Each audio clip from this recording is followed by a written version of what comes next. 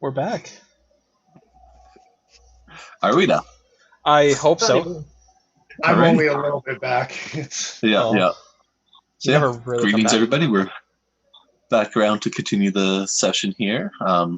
Getting on to our answers for the question of how many knives do we carry as a general? Indeed. Do we go least to most? Sure. Let's go I that carry way. 2. Because you're a rational human being. Yeah, usually I've got a little one on my keychain, and then I've got a main pocket knife, and occasionally I'll carry a fixed blade as well. But yeah, usually the 2, possibly 3. Indeed. I think that means you're next there, Dennis. I think so. Yeah. Now, normally, I'm a 3-knife guy. Normally. And I'll have some sort of traditional, it's been the manly knife for a long, long time. Some sort of fixed blade. Actually, even today, I'm carrying, and it's sexy, so I might as well show it off. Mm-hmm. The Cheesin with the S90 burlap. Yeah. The black and white spacer is extra sick. Yeah, anyway. And some sort of folder, which today was the bullpup, right? So, but as we were mentioning in the first part, more and more right-handed knives have been seeing their way into my right pocket. So, yeah, but I have been carrying a traditional quite a bit less because of it. So I'm trying to balance it out, but normally 3, sometimes it gets bumped to 4. Fair enough. This just makes it just progressively gets worse and worse. It really depends on what I'm doing. If I'm just out and about in my regular life, I might have 2. I might have 2 folders on me, maybe. If I'm going somewhere where it's socially acceptable for me to wear a fixed blade, it gets bumped to 3. If I'm working in the knife shop, it very quickly can be bumped from that to 6, where I'll have one in each of my 4 pockets, usually have a neck knife, and then have one on my hip, which is too many, really. It's too many. Well, you've still got 2 boots empty. That's true. Hey, man, even I think that's a bad idea. I did have the Cinqueta for a little while that I was wearing at work, so that was 7. Yeah. Because everybody needs to have a sword with them. You're not wrong, but you're a little wrong.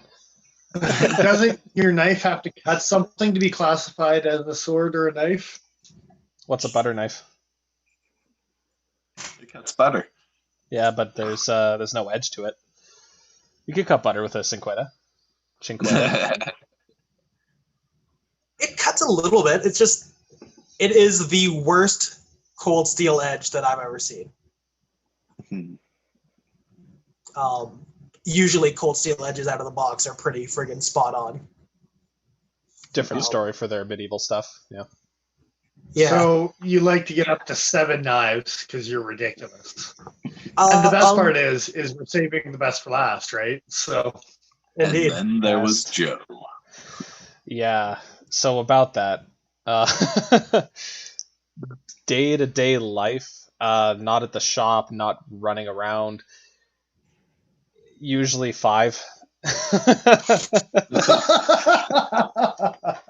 So to be clear, if I'm hanging around in sweatpants, it's actually going to be a really lightweight knife, and it's usually just 1. Yeah. Usually, lately it's been this guy, from Voking Knives TL4. Yeah, sweet little knife, super lightweight. But if I'm going out, these 2 by default are always in my front pocket. They're knives that I make, so any chance I get to use them in new ways, I'm going to opt for these first because I want to see how they do.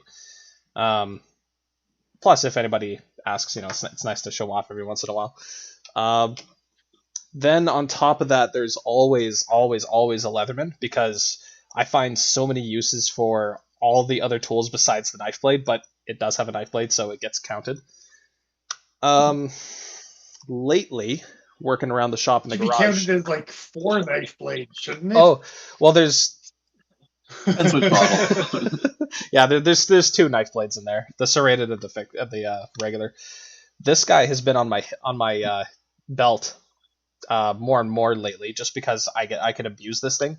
1055 with a crap temper, but I mean it's tough as hell, and I can use it as a pry bar and a scraper, so why not? So that brings up the total to 4, and that's not even thinking about regular pocket knives that I tend to carry. So now it's gonna be this guy. It has been up until today. It has been this guy in the front pocket, the M4 Blur. Yeah, so it very quickly increases a number, and usually the way it goes is the two that I make in my front pocket alongside a full-size folder. There's normally the Leatherman, some kind of fixed blade, and then there's another folder in my back pocket, just for funsies. So on the low end, it's 5. On the high end, it can 12. get the highest count I've had, like at the shop or going out to like a friend's, is 10, between 10 and 12, I think. Yeah.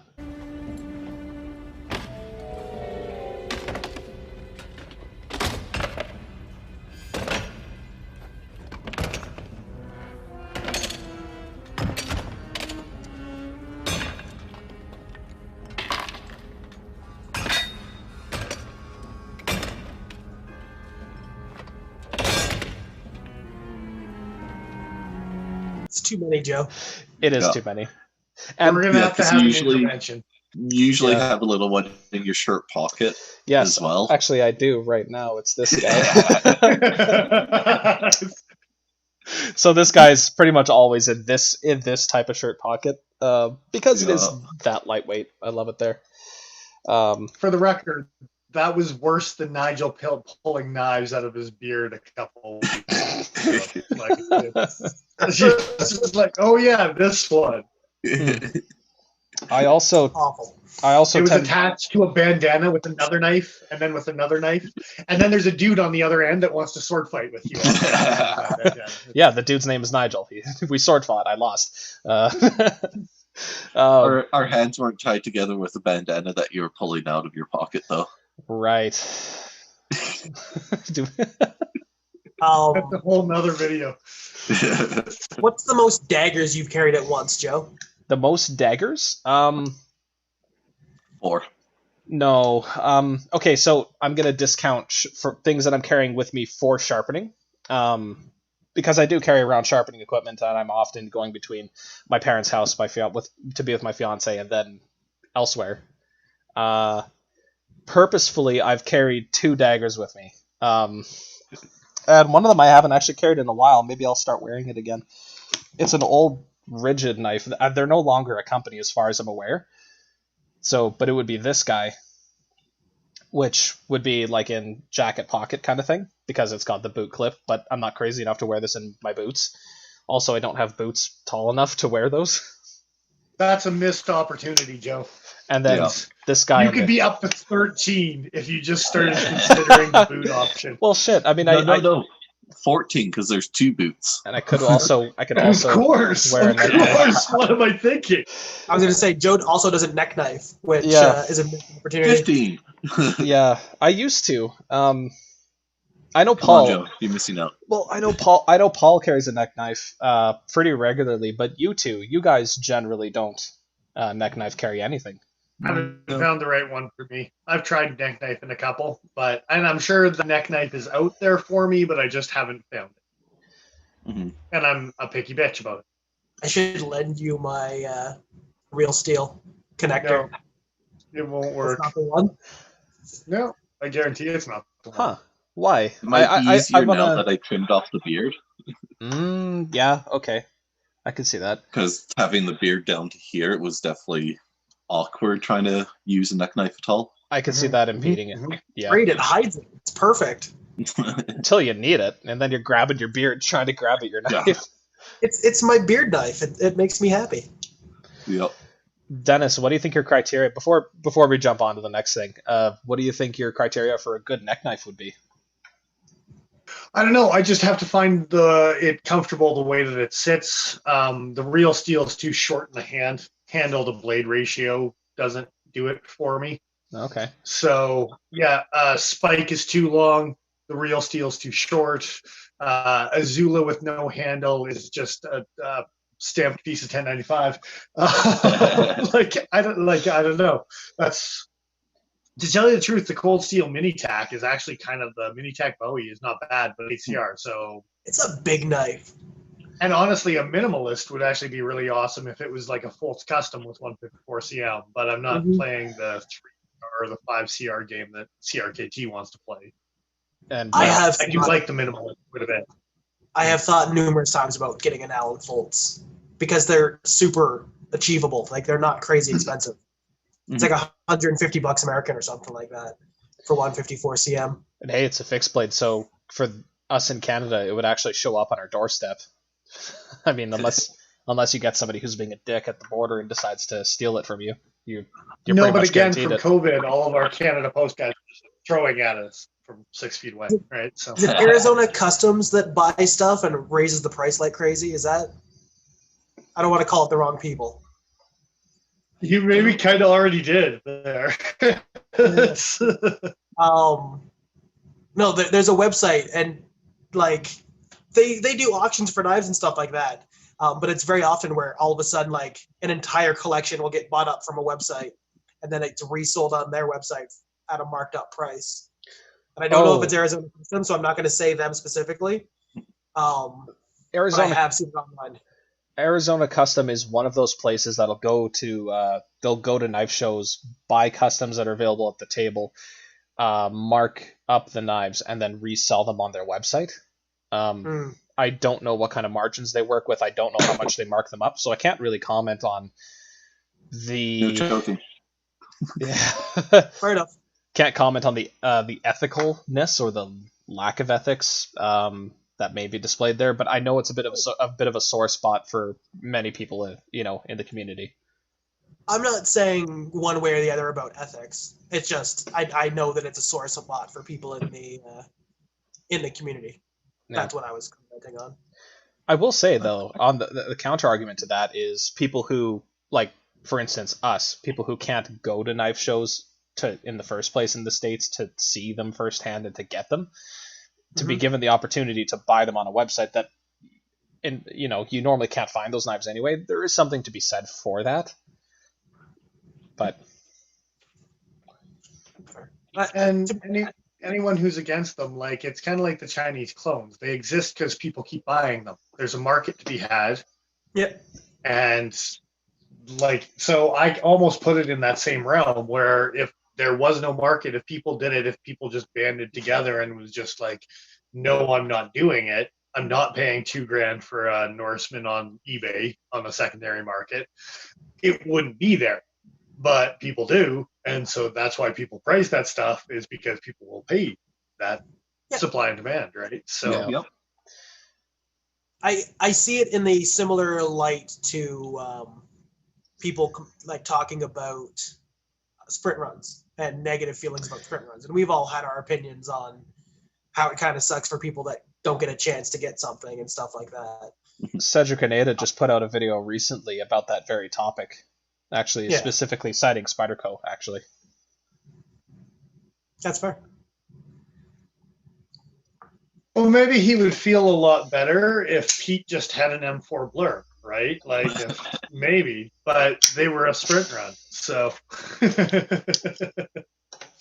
That's fair. On that note, we did a couple polls, and if I'm being completely honest, it was directly a response to a friend of mine talking about serrated knives and how a knife isn't a knife, basically, without serrations. Okay. I noticed that series of questions kind of snowballed. Yeah. So. Yeah, and that's basically, I put up the one, which kind of led to the second one, which led to the third question, which was half serrated knives, yay or nay? And I don't think this is surprising to me or anybody else, but 89% of people said nay. You don't need, the correct response. Yep. right? Which leaves 11 people that were wrong. Oh, sorry, 11% of people which were wrong. There's more than 11 people that are wrong, but Not in this case. It's only 5.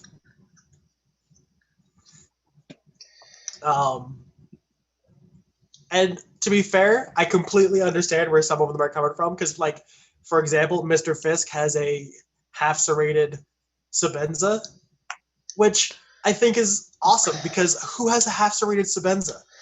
Like, it's such an oddball there that it's great because of it. I think Look at Gino. I'm trying to come up with a cohesive argument for having a half serrated blade, but like in all the times I've wanted serrations, I was happy that I had this guy, this stupid little bread knife on my Leatherman. Because if I want serrations, I want them to cover as much blade length as possible. Yep. Otherwise, they're just in the way. I mean, I would normally say it's okay to be wrong, but as soon as I hear the phrase half serrated Sabenza, the first thing that comes to mind is, oh, what a waste. What a waste of S35 and titanium. No, this is old school. It's probably S30. Okay, what a waste of crucible steel. Yeah. It doesn't. You don't feel as bad when it's only S30. Mr. Fisk's wife just said that she legally owns half of a half serrated Sabenza. Is that another serrated Sabenza? Is that another secret to good marriage? My question is, yes, no doubt. How's this marriage going? Yeah. Is it blade to handle or is it left side to right side? Or top to bottom? Which half are we talking here? Completely. Is it the blade sticking out of his back, or I was gonna say sharp edge? completely bisected right down the vertical line. Of course. It's called a Sabenza Slim. It's like the kiss assist, but worse. No, nothing's worse than kiss assist. Oh, I wish I knew where mine went. I'd pop it out right now. Oh, well. The final secret of marriage is not letting your wife know that you have more than one Sabenza.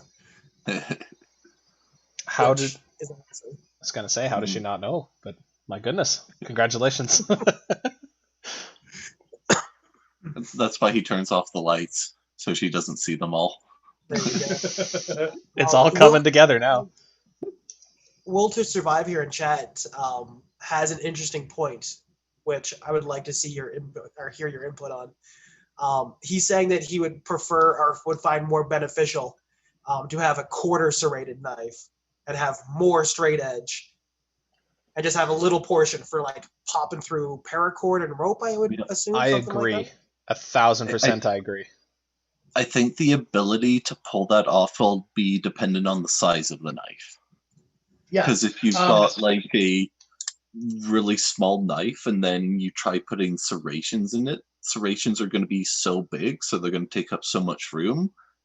So you get like 3 or 4 serrations on this guy, and that's going to be half the blade. Whereas if you do it on like the Super Freak, you can get away with like 3 or 4 serrations, and it'll be the quarter of the blade sort of thing. Well, and your Brower is actually like, and as well as Joe's Native. If you look at a half serrated Native, it is literally a like 50, if not 2/3 to out to like one here. edge, and they still call it a half and half, but the whole damn thing. Yeah. Whereas this is a Pika, it's a red class Benchmade, which is similar to like what an Enduro was. Mm-hmm. And it does have the half serrated. It's one of the knives I bought really early on, and it does still give me enough, but it still got annoying. Yeah, with that guy's serrated. like so eventually, that one's like a 3rd serrated. The Pika. Yeah, for sure. Yeah. And it's funny because I was going to say eventually you just grab H1 rescue and blah blah blah, but I happened to grab my plain edge one, and my rescue one I think is still in my snowboard jacket. So nice. Terrible examples. Yeah, for sure. I think I agree with Nigel. Depending on the size of the knife, depending on the fineness of the serrations, sure, a couple of serrations might be okay. I just think you lose so much edge. Typically on half serrated knives, it just is not worth it. I love that knife, by the way. It's pretty great. It's a great knife. It's very orange on camera. Damn. Pow. Yeah, it's a lot of orange.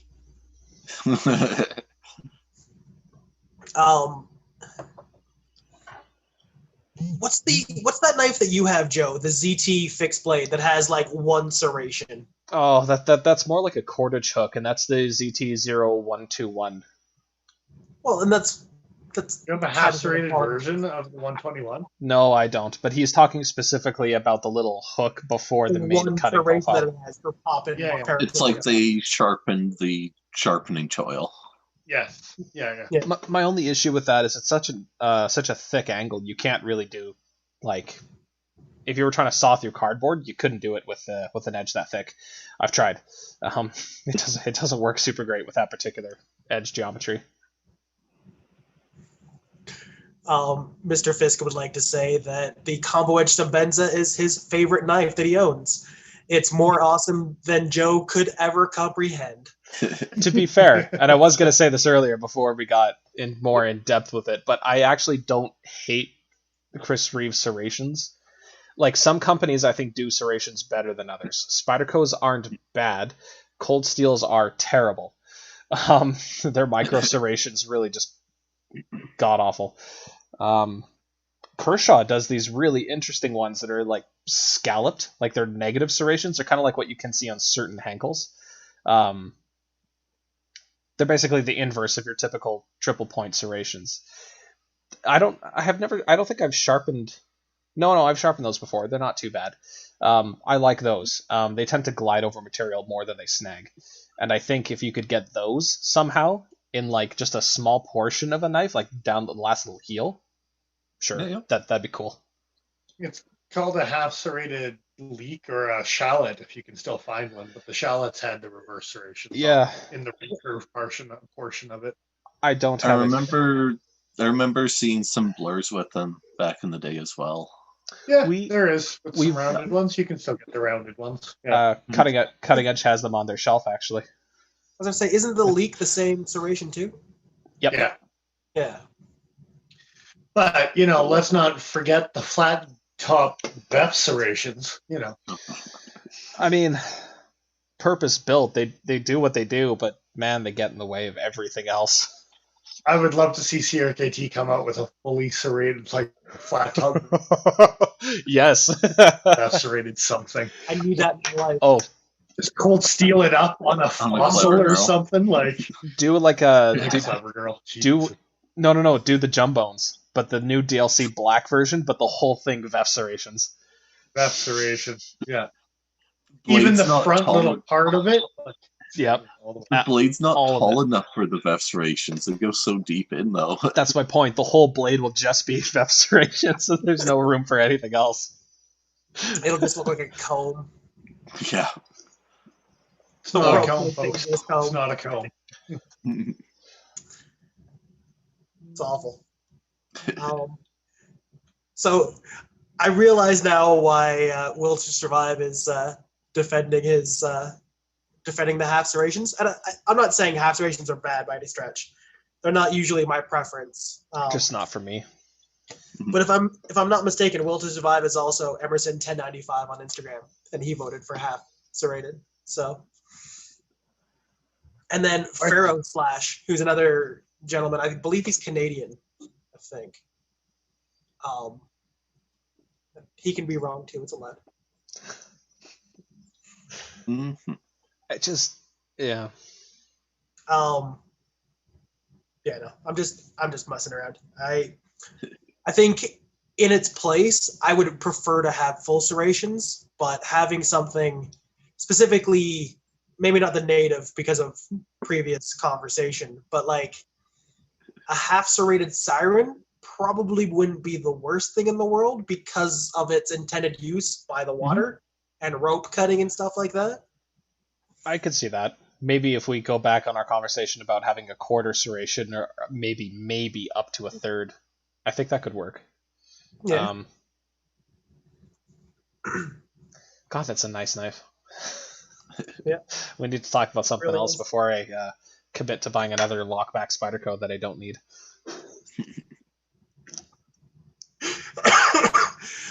Mr. Fisk just said in chat, Tom Veff is out here doing God's work, and y'all got jokes. You should be ashamed. No, those jokes were gold. I'm only a little ashamed, and not even then, not really. And if God's work is serrations on pocket knives, Hey man, he's got priorities. I was going to say, I would go back to church. Please stop.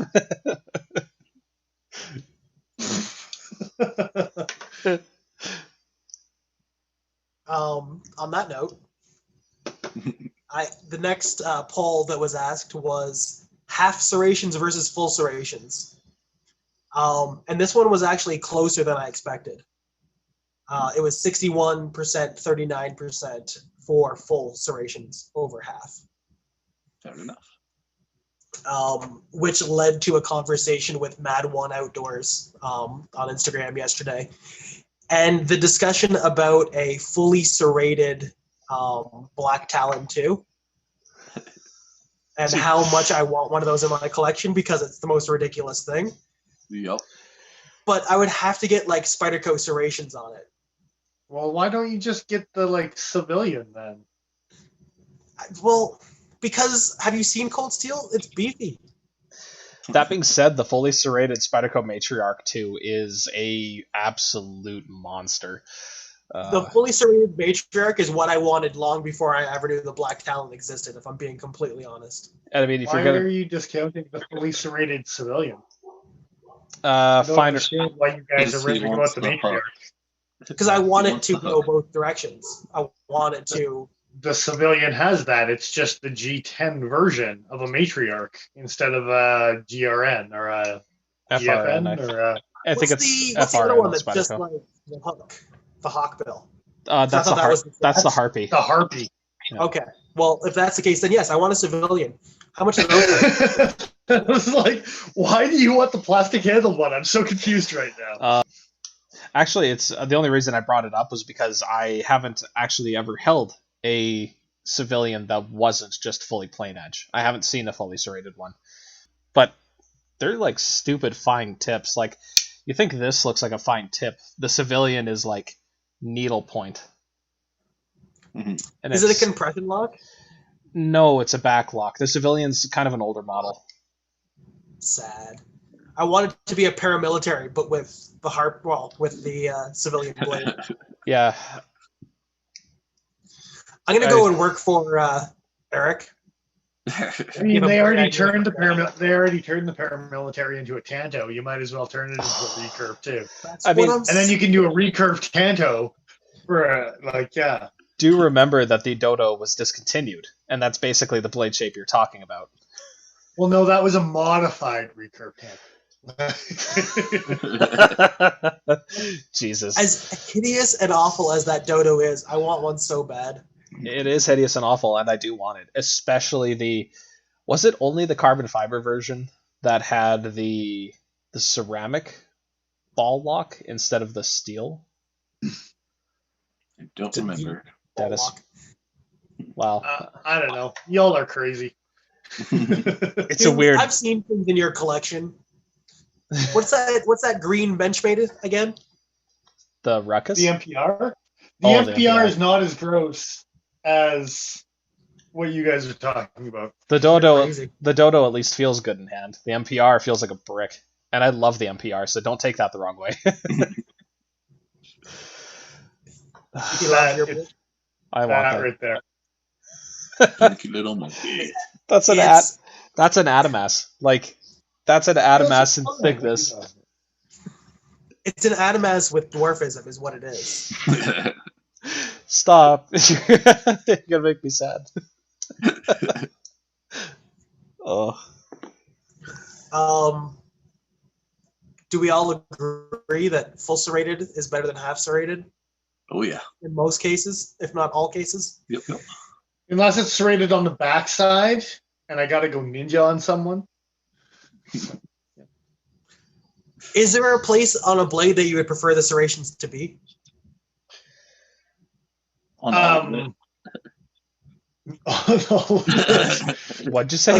Well, I joked around about the serrations on the backside, but I've actually seen like the daggers, like Mark II daggers and stuff like that, where they have the serrations down low on either side. Well, and I'm okay with that type of thing. If double action OTFs ever became legal in Canada, one that I would want would be like an Ultratech style knife that had full plane edge on one side and full serration on the other. Because I've always thought, like, yes, that is the perfect implementation of that.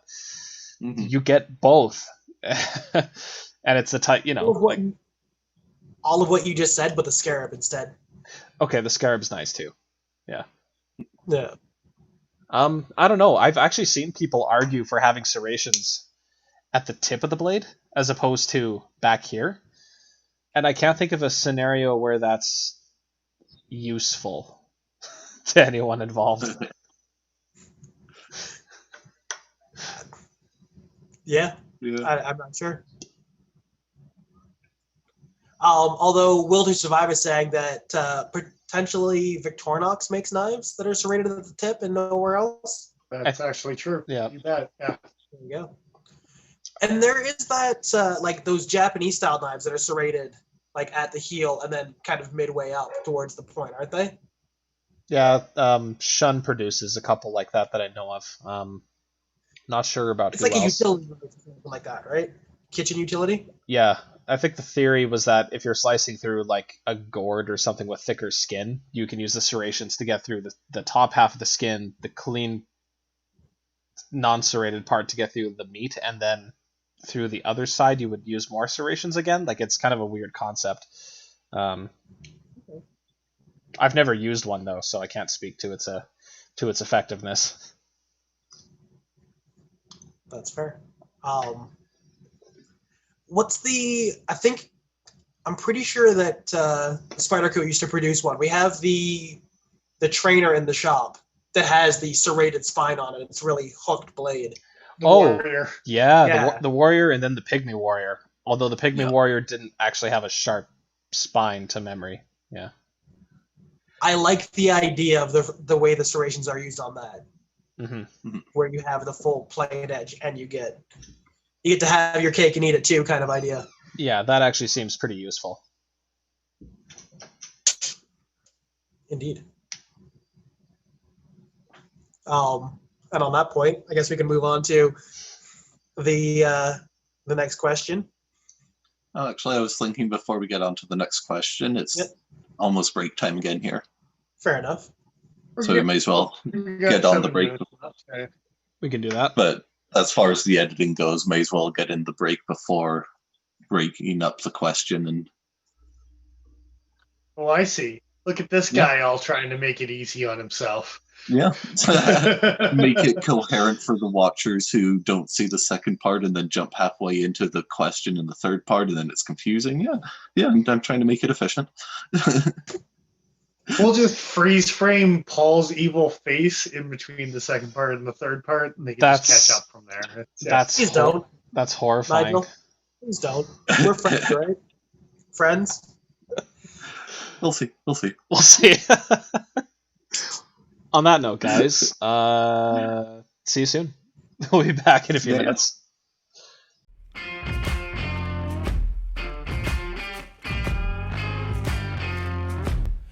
We don't need bigger knife. Yeah.